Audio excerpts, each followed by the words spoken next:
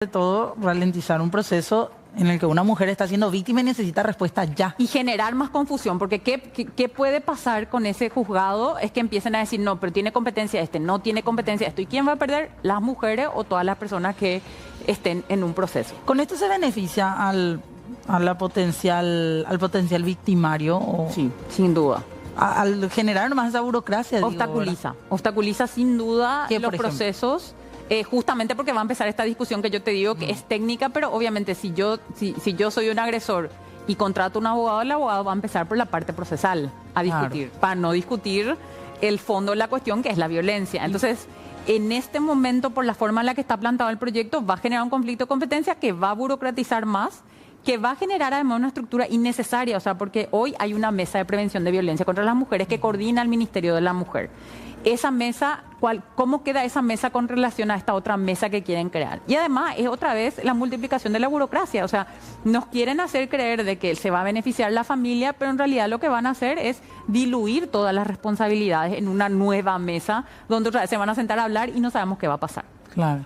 Se desvirtúa el proyecto, decía, y Totalmente. pierden las mujeres. Pierden las mujeres y en este contexto la única solución posible a día de hoy es un veto total. O sea, que el Poder Ejecutivo, y esto lo dijo ya la ministra de la Mujer además, que ella va a conversar con el presidente, es un veto total para que en todo caso quedemos a foja cero y se replantee, desde nuestro punto de vista se tiene que replantear toda la conversación porque también hay un tema de presupuesto. O sea, finalmente generar toda una estructura implica una cuestión de presupuesto y tiene que haber voluntad política. Y nosotros creemos que hay voluntades políticas de presupuesto que hoy se pueden también enfocar en otras cosas y con menos recursos se puede potenciar, por ejemplo, el trabajo de los juzgados de paz en materia de violencia, porque hay que recordar que juzgados de paz hay en todo el país. Y esa es su virtud. O sea, cuando se generaron en el año 2000, cuando se le dio esa potestad a los juzgados de paz, se dijo, bueno, ¿qué hay en todo el país? Juzgados de paz. Y esa sigue siendo la realidad de hoy.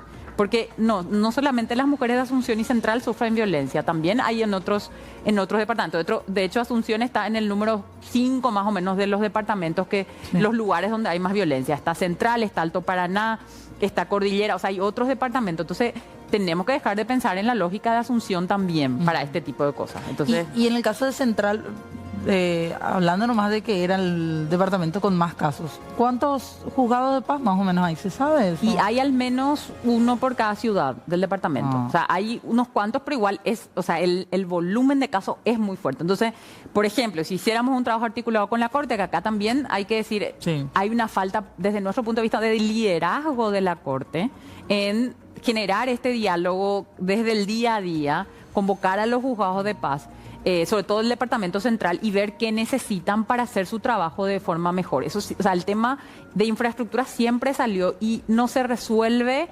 generando toda otra estructura que honestamente yo no sé en qué momento realmente va a haber presupuesto suficiente para generar todo eso. ¿Y cuánto creen que se necesita? No tenemos un cálculo, pero sencillamente habría que calcular cuánto cuestan hoy, por ejemplo, todo el fuero de niñez. Y eso más o menos lo que costaría. Pero también ahí está el problema de generar otra instancia que va a llevar un tiempo. O sea, esto no va a ser inmediato y las mujeres no pueden esperar.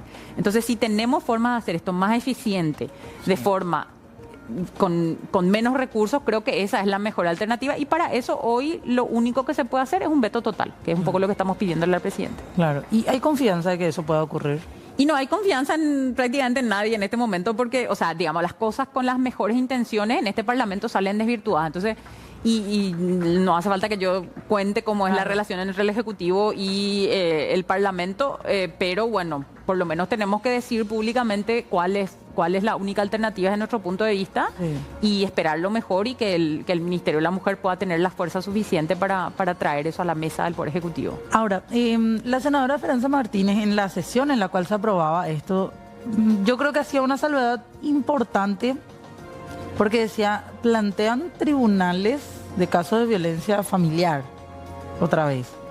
Pero la mayoría de los casos se dan de parte de exnovios, exmaridos, exparejas. O sea, ¿cuál va a ser el entendimiento legal que se va a dar si es una persona que ya no vivía con la mujer, que ya no compartía, pero sí hay una relación de hace unos meses o hace unos años que el agresor no superaba?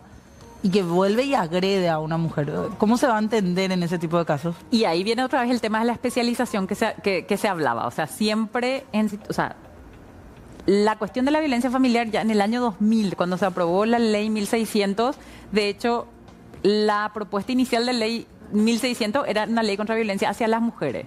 Y el Parlamento ya modificó en una ley de violencia familiar. Entonces, ¿qué pasa en esos casos? Un poco el mensaje es, se diluye, o sea, es innegable que la mayor parte de la violencia que se da en el ámbito doméstico es contra las mujeres. O sea, eso ya es una realidad que no se puede tapar. Claro. Entonces, este es como otro intento nuevo, 24, 25 años después, de negar que la realidad es que quienes mayormente sufren violencia en el hogar o en el ámbito de pareja son las mujeres. Pero otra vez, si yo no tengo un juzgado de violencia contra las mujeres, ¿qué hago con todos los casos que no son violencia de pareja? Y ahí tenemos un problema importante. Porque hay mucha violencia contra las mujeres que no es violencia de pareja. Y eso está hoy totalmente desatendido. ¿Cómo cuáles, por ejemplo? La violencia patrimonial, la violencia psicológica, la violencia laboral. Hay mucho acoso laboral, sexual y no sexual, digamos, contra las mujeres. ¿Y eso se podría entender en ese ámbito también si es que tuviéramos tribunales? Hoy con la violencia familiar no, pero con violencia contra la mujer sí. O sea, ahí hay posibilidades de ir abriendo nuevas lecturas que permitan proteger, porque las mujeres están muy desprotegidas cuando la violencia no es en el ámbito de la pareja. Eso también es una realidad. O sea, las mujeres sufrimos muchas violencias en muchos ámbitos que hoy no están reconocidos porque se mira la violencia contra las mujeres solo como una violencia de pareja. Y hay muchos otros ámbitos que están desatendidos en Paraguay. Claro. ¿Hasta dónde llega la competencia del juzgado de paz? O sea, no sé, para quienes hemos tenido el privilegio realmente de no ser violentadas hasta el punto de llegar a la justicia a pedir auxilio, muchas veces no conocemos ese proceso, ese paso a paso. Y usando la ley 1600 como procedimiento y con la ley integral contra violencia se puede, o sea, la ley inicial, la 1600, era solo violencia familiar. Sí. La 5777 amplía de alguna manera y permite pedir medidas por otro tipo de violencia. Por ejemplo, exparejas o, por ejemplo, la famosa amenaza de difusión de imágenes íntimas sin consentimiento. Sí. Hoy una puede, si tiene esa amenaza, ir a un juzgado de paz y pedir que el juzgado le prohíba a esa persona hacer esa difusión, por ejemplo. A la par que va en lo penal. A la par que va a lo penal. Entonces, hoy se abren muchas otras posibilidades. Yo también creo que hay muchas que no se están utilizando. O sea, hay muchas otras formas. No sé, violencia obstétrica, por ejemplo. Es una de las formas de violencia que la 5777 establece. Pero creo que las mujeres no hemos todavía explorado tampoco jurisprudencialmente todo lo que nos pueden dar los juzgados de paz, porque la 1600 ya es solo el procedimiento que toma como contenido lo que dice la 5777. Entonces, eso, o sea, no necesitamos otra ley. Hoy no necesitamos otra ley y además necesitamos que la ley integral no se derogue, porque esa es otra amenaza también. Entonces, si te das cuenta, hay todo un paquete donde se busca debilitar todas las leyes y los procedimientos que hemos avanzado para proteger a las mujeres, al tiempo de que se diluye la responsabilidad del Estado. Porque meter toda la violencia contra las mujeres en el ámbito de la violencia familiar es diluir las responsabilidades que existen frente a todas las otras formas de violencia que no son de pareja y no son del ámbito familiar. Con la creación, por ejemplo, del proyecto que plantean de la familia. Exacto. Que también plantea otra disyuntiva con los niños, por ejemplo, que no solamente tienen esos círculos de violencia en la familia, también en otros. Y esa misma ese intento de diluir afecta a las mujeres, pero también afecta a la niñez, porque justamente lo que necesitamos son ámbitos especializados, otra vez, ¿verdad? Entonces la niñez también necesita un ámbito especializado que se sostenga y se fortalezca. ¿Y en lo penal?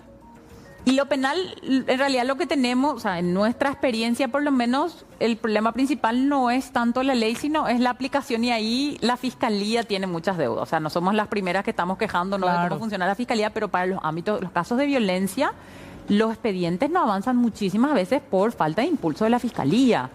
O sea, entonces es un poco lo que a veces pasa con la policía, que es la hostilidad y el preconcepto de quien opera en el sistema, que no hace avanzar pese a que tiene la obligación legal. Entonces la Fiscalía muchísimas veces no impulsa adecuadamente los casos de violencia que se le presentan también. Pero es necesario también especializar eventualmente los juzgados penales. Hay que capacitar y creo que hay que sensibilizar, porque ¿cuál es el problema también?